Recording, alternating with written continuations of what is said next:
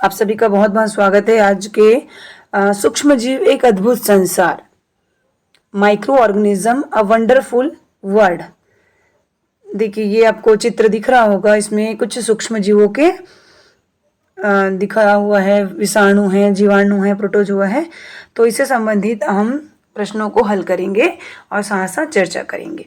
चलिए, सबसे पहले देखते हैं, वस्तुएं जो हमें दिखाई नहीं देती वे आकार में होती है। तो यहाँ पर ठीक है, देखिए राइट आंसर, 100 माइक्रोन से छोटी वस्तुएं हमें दिखाई नहीं देती, है ना। 100 माइक्रोन से छोटी जो वस्तु है हमें दिखाई नहीं देती। इनको क्या कहते हैं? माइक्रो ऑर्गेनिज्म, सूक्ष्म जीव। क्या कहते हैं? माइक्रो ऑर्गेनिज्म, सूक्ष्म जीव। और इससे जो बड़ी वस्तु है जिसको हम आंखों से देखते हैं, चाहे वो हाथी हो चाहे चींटी हो, जो भी हम जिनको आंखों से देखते हैं बड़े जीव कहलाते हैं मैक्रो ऑर्गेनिज्म। दोनों में देखो स्पेलिंग का फर्क है, आई माइक्रो मैक्रो। छोटी वस्तुओं को क्या कहते हैं? सूक्ष्म जीव, माइक्रो ऑर्गेनिज्म। और जिनको हम देख सकते हैं खुली आंखों से उनको कहते हैं मैक्रो ऑर्गेनिज्म। तो ये भी परीक्षा में पूछा जाता है। और ये याद रखेंगे, कितनी छोटी वस्तु को नहीं देख सकते? 100 माइक्रोन से छोटी वस्तु को नहीं देख सकते। अगला देखते हैं, जीवाणु को अपने बनाए सूक्ष्मदर्शी की सहायता से सबसे पहले देखने वाले वैज्ञानिक थे। ये है एंट वॉन ल्यूवेनहॉक। अपने ही माइक्रो ऑर्गेनिज्म की सहायता से इन्होंने देखा था, और इसीलिए इनको क्या कहते हैं? ये भी परीक्षा में पूछा जाता है, फादर ऑफ माइक्रोबायोलॉजी, सूक्ष्म जीव विज्ञान के जनक। क्योंकि इन्होंने देखा था इसीलिए इनका नाम है, इनको बोला जाता है फादर ऑफ माइक्रोबायोलॉजी। ओके, चलिए, मलेरिया रोग उत्पन्न करने वाले रोगाणु हैं।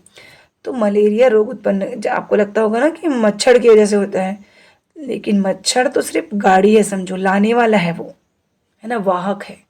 और गाड़ी में बैठकर आता कौन है? Protozoa, Plasmodium. प्रोटोजोआ का भी नाम है ना। अब कौन सा प्रोटोजोआ है? प्लाज्मोडियम नाम का जो प्रोटोजोआ होता है, उसकी वजह से मलेरिया रोग उत्पन्न हो। चलिए आगे चलते हैं। यहाँ तक क्लियर है ना? आपको कोई डाउट है तो जरूर कमेंट करिए। चने के पौधों की जड़ों में रहता है। चने की पौधों की जड़ों में रहता है जीवाणु। आप देखना एक बार, जो चने की जड़ें है ना, उसमें ऐसे गांठ रहती हैं। उस गांठ में रहता है सूक्ष्म जीव जिसका नाम है जीवाणु, और उसका भी नाम है, जीवाणु का नाम है राइजोबियम। राइजोबियम नाम का जीवाणु उसमें होता है, जो कि उसके लिए उपयोगी है, अच्छी चीज है वो। आगे देखेंगे क्या अच्छाई है उसमें, आगे है प्रश्न में। कुकुरमुत्ता, जिसे कहते हैं मशरूम, आप लोग खाते भी होंगे। मैं बताती हूँ आप लोग को, फूटू है ना, फूटू बोलते हैं ना जी, वो सभी को नहीं खाते हैं, लेकिन कुछ जो है खाने लायक भी होते हैं और कुछ जो है खाने लायक नहीं होते हैं। तो ये है क्या? ये क्या होते हैं? कवक होते हैं। बहुत प्रोटीन होता है इसमें। अभी बरसात के दिनों में नेचुरली ये ग्रो करते हैं, और वैसे भी मार्केट में भी इसको उगा करके बेचा जाता है। तो कुकुरमुत्ता मशरूम क्या है? कवक है, याद रखिए, कवक, फंजाई भी बोलते हैं इसको इंग्लिश में। HIV एड्स का संक्रमण होता है। ये जो HIV एड्स है वो विषाणु द्वारा होने वाला रोग है। किसके द्वारा होने वाला रोग है? ये विषाणु के द्वारा।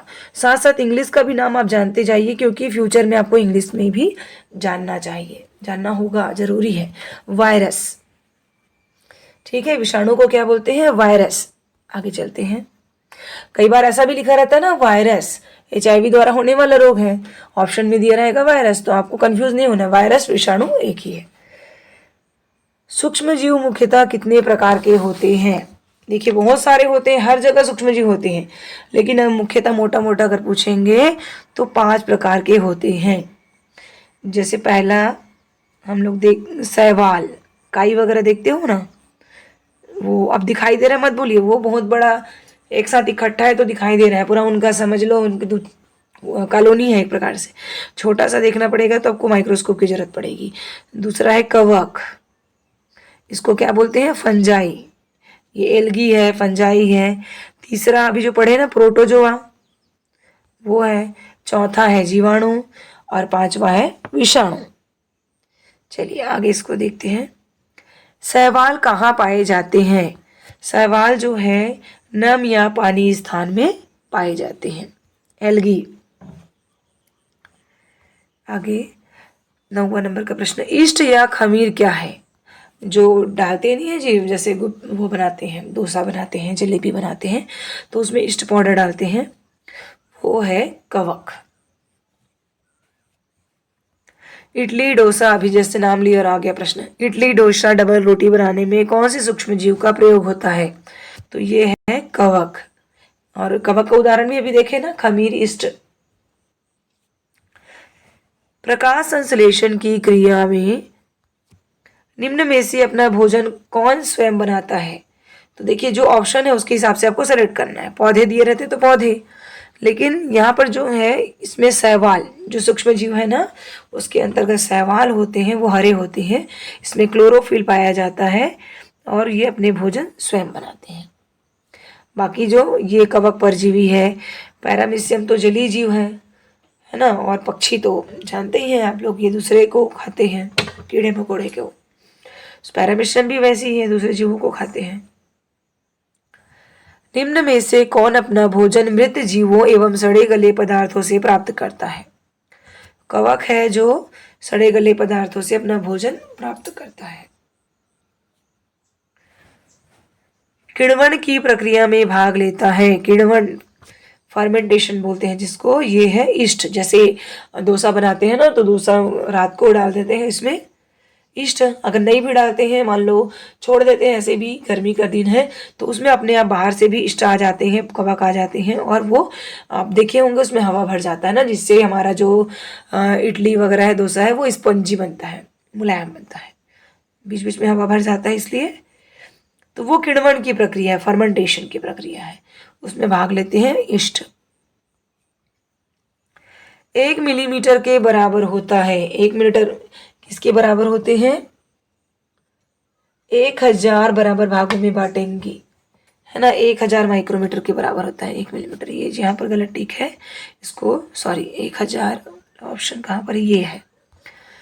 1 मिलीमीटर कितने बराबर होता है? 1000 माइक्रोमीटर के बराबर होते हैं। ओके, चलिए, अमीबा, पैरामीशियम, यूग्लिना किस प्रकार के सूक्ष्म जीव है? अभी हम लोग देखे ना 5 प्रकार के सूक्ष्म जीव है, तो उसमें से ये एक प्रकार है प्रोटोजोआ। अब प्रोटोजोआ के उदाहरण है अमीबा, पैरामीशियम, यूग्लिना। ये एक कोशी जीव है ना, केवल एक कोशिका पाई जाती है, याद रखिए लोग, है ना। इसको हम लोग सामान्य सूक्ष्मदर्शी में देख सकते हैं, पानी वगैरह में पाया जाता है। ये स्लाइड बना करके। प्लाज्मोडियम प्रोटोजोआ से कौन सा रोग होता है? ये कौन सा रोग होता है? मलेरिया। प्लाज्मोडियम नाम के प्रोटोजोआ, जिसको लेकर कौन आता है? मादा एनाफ्लीज, मच्छर। मच्छर क्या है? केवल लाने वाला है, उसके लार में होता है ये वाला प्रोटोजोआ, प्लाज्मोडियम प्रोटोजोआ। चलिए अगले प्रश्न में चलते हैं। दलहनी पौधों की जड़ों में कौन सा जीवाणु पाया जाता है? जीवाणु को क्या कहते हैं? बैक्टीरिया। तो कौन सा जीवाणु पाया जाता है? राइजोबियम नाम के जीवाणु पाए जाते हैं। चना वाला देखे ना, तो चना भी दलहनी है, दाल वाले पौधे हैं, तो उसके जड़ों की गांठों में राइजोबियम नाम का बैक्टीरिया पाया जाता है। पेचिस रोग किसके कारण होता है? पेचिस रोग अमीबा, है ना, तो ये प्रोटोजोआ के कारण होता है, और कभी कभी बैक्टीरिया की वजह से भी हो जाता है। किस सूक्ष्म जीवों को किसान का मित्र कहा जाता है? बैक्टीरिया को, बैक्टीरिया में खासकर, सभी बैक्टीरिया को तो नहीं, खासकर राइजोबियम को, जो दलहनी पौधों में पाया जाता है ना, राइजोबियम नाम का बैक्टीरिया, उसमें।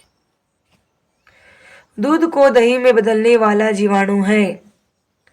दूध को दही में कौन बदलता है? लैक्टोबैसिलस। अगला प्रश्न है, शाकाहारी जीव के आहार नाल में उपस्थित जीवाणु किसके पाचन में सहायक है? किसको पचाता है वो? सेल्यूलोज को पचाता है।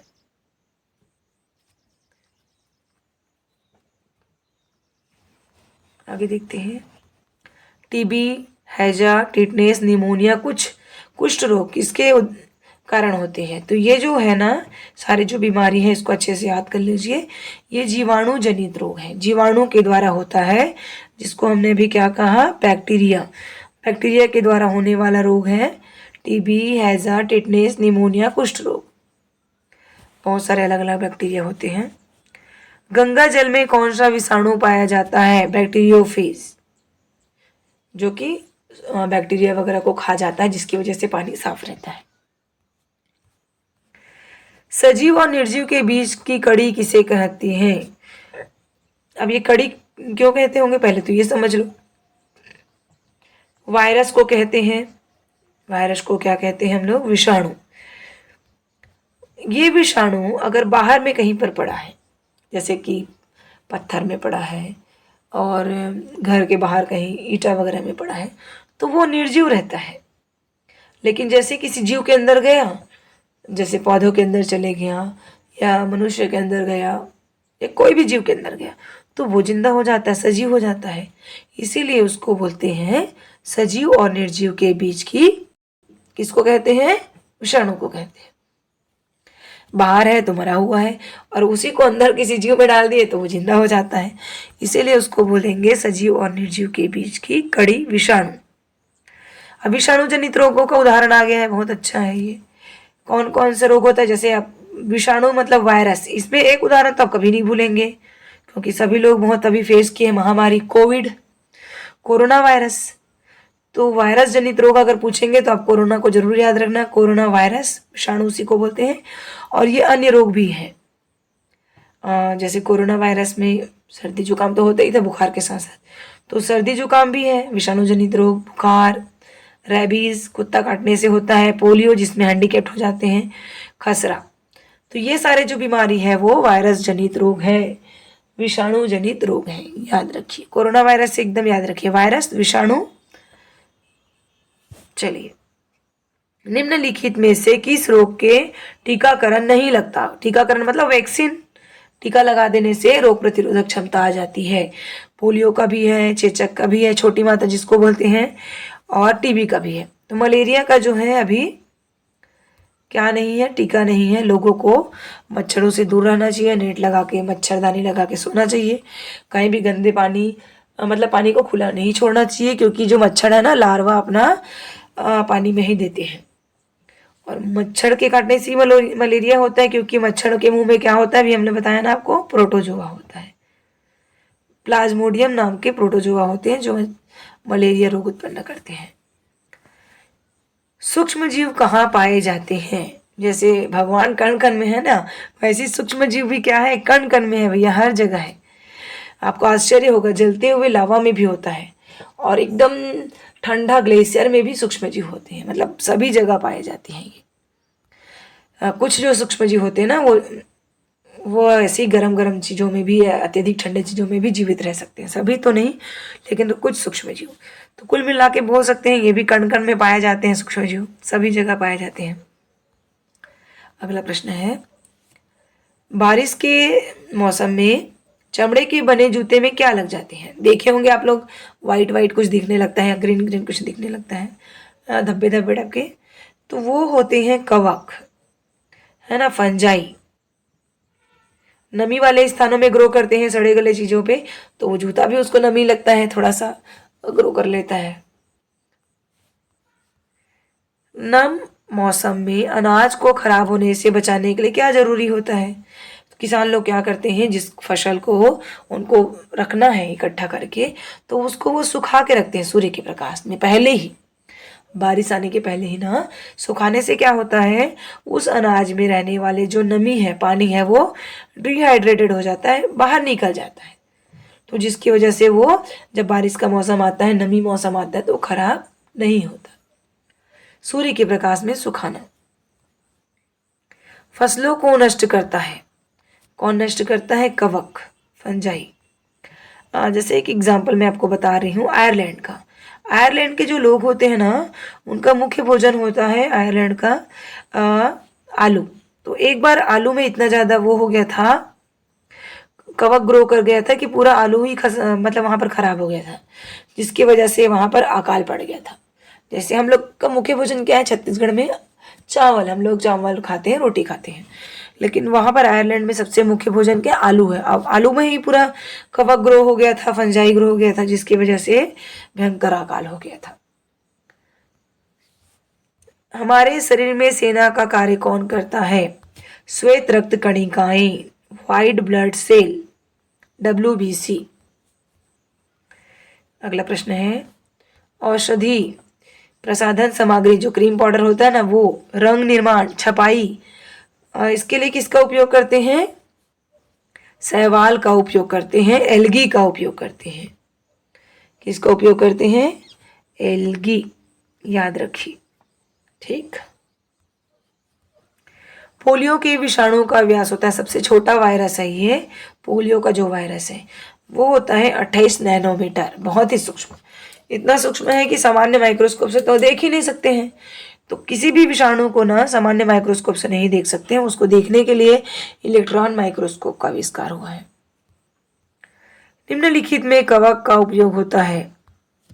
कवक को क्या करते हैं? खाते हैं। सभी कवक को नहीं, लेकिन जैसे फूटू वगैरह है ना, जिसको हम लोग खाते हैं, एकदम अच्छा लगता है सब्जी बनाने में, और अच्छा के साथ साथ ना उसमें बहुत ज़्यादा प्रोटीन होते हैं, मिनरल्स होते हैं, हमें खाना ही चाहिए, बहुत उपयोगी है वो। कुत्ते के काटने से होने वाला रोग है, कुत्ते के काटने से रेबीज नाम का रोग हो जाता है ना, विषाणु कुत्ते के लार में होता है, रेबीज वायरस। फलीदार पौधे हैं, फलीदार जिसमें फल होते हैं ना, फल मतलब वो क्या बोलना चाहिए, दाल वाली फल, जैसे चना है, मटर है, अरहर है, फलियां निकलती हैं उसमें से। निम्नलिखित में से सहजीवी जीवाणु है। सहजीवी जीवाणु मतलब है बैक्टीरिया, सहजीवी राइजोबियम। क्या जैसे हम लोग देखें ना, राइजोबियम कहाँ पाए जाते हैं? चने, फलीदार जो पौधे हैं ना, उनकी जड़ों की गाढ़ बना के रहते हैं। तो देखिए ये क्या करती है, साथ साथ जीवन यापन करती है, और पौधों को क्या देती है? बदले में नाइट्रोजन देती है, और पौधे से क्या लेती है? भोजन। मतलब साथ साथ जीवन यापन करते हैं और एक दूसरे को क्या करते हैं? लाभ पहुंचाते हैं। पौधे से उन्होंने क्या लिया? भोजन, और उसके बदले में दिया नाइट्रोजन, जो कि बहुत ही उपयोगी होता है, खाद के रूप में उपयोग आता है। सिम्बायोसिस बोलते हैं ना, आगे आप लोग पढ़ेंगे, सिम्बायोसिस रिलेशन बोलते हैं, साथ साथ जीवन यापन करते हैं। अत्यंत सूक्ष्म सबसे छोटे जो है उसके लिए कौन से मापने के लिए उपयोग करते हैं ना? अत्यंत सूक्ष्म जीवों को आकार को मापने के लिए नैनोमीटर का उपयोग करते हैं। शरीर के रोग प्रतिरोधक क्षमता कम होने से जीवाणुओं की संख्या क्या होती है? हमारा शरीर जो है कमजोर हो रहा है तो जीवाणु बढ़ते हैं, रोगाणुओं की संख्या बढ़ती है। रोगाणु मतलब एक प्रकार का पैथोजन जी, कोई भी हो सकते हैं, इसमें बैक्टीरिया हो सकते हैं, वायरस हो सकते हैं, जो हमारे शरीर में रोग उत्पन्न करते हैं, रोगाणु। सभी जो सूक्ष्म जीव है ना, वो हर जगह है, सूक्ष्म जीव हमारे हाथ में, पैर में, हर जगह, लेकिन सभी सूक्ष्म जीव जो है ना बीमारी उत्पन्न नहीं करते हैं। कुछ सूक्ष्म जीव हमारे लिए उपयोगी भी होते हैं, जैसे दूध से दही, दूध को दही में बदलने वाला सूक्ष्म जीव उपयोगी हुआ ना, और फर्मेंटेशन जब करते हैं, जैसे डोसा वगैरह में जो सूक्ष्म जीव आ जाते हैं, वो तो हमारे लिए उपयोगी है। देखिए दूध, आगे प्रश्न देखते हैं, दूध देने वाले जानवरों से अधिक दूध प्राप्त करने के लिए क्या दिया जाता है? अब ये मत कहना कि इंजेक्शन दिया जाता है, वो बहुत डेंजरस होता है जी। क्या करते हैं हमारे जो पुराने किसान हैं और अभी भी करते हैं, वो मोटे अनाज है और गुड़ है, मोटा अनाज हो गया, गुड़ हो गया, और जो खली होते हैं ना, जो उससे निकालते हैं जी, जब खली आप लोग नहीं सुने होंगे, जैसे सोयाबीन वगैरह हो गया या अलसी हो गया, जब उसको तेल निकालते हैं ना, उस दौरान उसका खली निकलता है, तो वो सबको भिगा के रखते हैं रात भर, थोड़ा पका के रख देते हैं या भिगा के रखते हैं गुड़ डाल के। तो ये क्या होता है, रात भर भीगे रहने की वजह से इसमें भी सूक्ष्म जीव आते हैं, फर्मेंटेशन होता है, और एक अच्छा उपयोगी खाद्य पदार्थ में बदल जाता है, जिसको जानवरों को देते हैं तो उससे अधिक दूध प्राप्त होता है। तो इस प्रकार की विधि को क्या कहते हैं? इसको कहते हैं सानी देना। अगला प्रश्न देखते हैं, पेनिसिलिन बनाई जाती है, ये बनाते हैं कवक से, फंजाई से। दवाई है ना जिससे घाव वगैरह ठीक होते हैं, तो वो फंजाई से बनाए जाते हैं। अगला प्रश्न है, एंटमीबा जियोडिस के कारण होने वाला रोग है पेचिस, जिसमें बार बार मड़ोर के साथ दस्त आती है, पतले दस्त। आगे देखते हैं, कुष्ठ रोग होता है, कुष्ठ रोग जीवाणु की वजह से होता है, बैक्टीरिया देखिए दोनों ऑप्शन यहाँ पर दिया है जो कि दोनों ही सही है, दोनों एक ही है, कंफ्यूज नहीं होंगे। बैक्टीरिया और जीवाणु दोनों एक ही है, इंग्लिश में बैक्टीरिया, हिंदी में जीवाणु। और आप लोग को दोनों नाम जानने चाहिए, क्योंकि देखो जीवाणु अगर गायब हो जाएगा तो आप कंफ्यूज हो जाएंगे, तो इसलिए आपको इंग्लिश और हिंदी ना कम से कम सूक्ष्म जीवों को तो जानना ही चाहिए। आगे देखते हैं, निम्न में से किसे सूक्ष्मदर्शी से नहीं देखते, मतलब उसको देखने के लिए इलेक्ट्रॉन सूक्ष्मदर्शी की आवश्यकता होती है। तो जीवाणु और विषाणु को दोनों को सामान्य सूक्ष्मदर्शी से नहीं देख सकते, उनके लिए क्या चाहिए, इलेक्ट्रॉन सूक्ष्मदर्शी चाहिए। पैरामीशियम का आकार लगभग कितना होता है, 100 माइक्रोमीटर। तो इसको भी खुली आंखों से नहीं देख सकते, क्योंकि 100 माइक्रोमीटर से छोटी वस्तु को नहीं देख सकते, बल्कि इसको अगर हम ना गंदा पानी है अगर वहाँ पर स्लाइड लगा लें और सामान्य हमारे स्कूलों में जो सूक्ष्मदर्शी है ना उसमें भी देखे तो पैरामीशियम दिख जाता है। निम्नलिखित में कौन जलीय जीव का भोजन है, जलीय जीव सवाल उसका मुख्य भोजन है, एल्गी उसमें होते ना जल। निम्न में से जानवरों के लिए सानी बनाने में उपयोग नहीं किया जाता, इसकी चर्चा हम ऊपर में किए थे ना। तो मोटा अनाज डाल सकते हैं, खली भी डालते हैं और गुड़ डालते हैं, तेल का उपयोग नहीं करते। अगला प्रश्न है, इडली, डोसा, जलेबी, ब्रेड किस प्रक्रिया द्वारा बनाया जाता है, इसको बोलते हैं किण्वन, फर्मेंटेशन। इसमें जब रात को भिगा के रख देते हैं ना तो उस दौरान कवक आते हैं, और या फिर कई बार कवक डालते हैं, जैसे जलेबी वगैरह बनाने वाले जो होते हैं ना उसमें खमीर डाल देते हैं, तो वो उसमें फर्मेंटेशन हो जाता है, किण्वन हो जाता है, उसको उसमें गैस प्रोड्यूस होता है। जब बनाते हैं तो उस दौरान वो गैस बाहर निकल जाती है और वो स्पॉन्जी बनती है। इडली वगैरह देखिए वो कड़क रहता है क्या, फरा जैसे नहीं, उसके अंदर वही रात भर उसको भिगा के रखने के दौरान उसमें किण्वन हो जाता है, जो हमारे शरीर के लिए अच्छा है। दाद रोग के लिए कौन सा सूक्ष्म जीव उत्तरदायी है, जो दाद होते हैं ना उसमें उसके लिए कौन उत्तरदायी है, कवक, फंजाई। जीवाणु कौन से आकार के होते हैं, जीवाणु जो है ना सभी आकार के होते हैं, वो गोल भी होते हैं, जब गोल होते हैं तो पता है उसको क्या बोलते हैं, कोकस, और जब वो ऐसे छड़ के शेप में होते हैं तो क्या बोलेंगे उसको, बैसिलस, और सर्पिल आकार के होते हैं। तो इस प्रकार से जो बैक्टीरिया है ना, जीवाणु है, वो सभी आकार के होते हैं। तो thank you so much for watching this video, और आपको ये वीडियो कैसा लगा प्लीज़ कमेंट करें और लाइक करें।